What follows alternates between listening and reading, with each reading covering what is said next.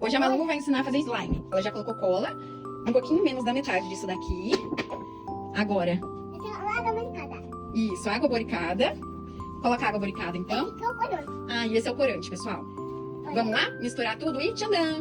Mamãe, aqui. O que é isso? Água americana. Ah, entendi.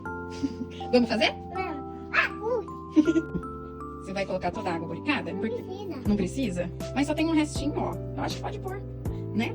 Não pode. Por quê? Senão fica muito dura? Fica. Entendi. Agora o corante. O corante. Cadê? Vamos abrir.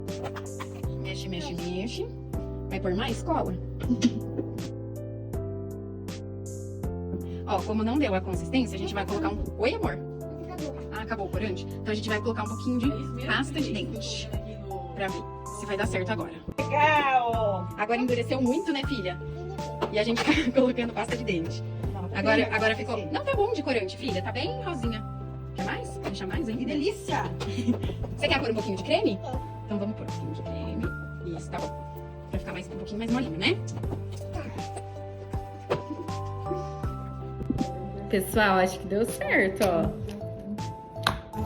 Acho que deu certo. Ó.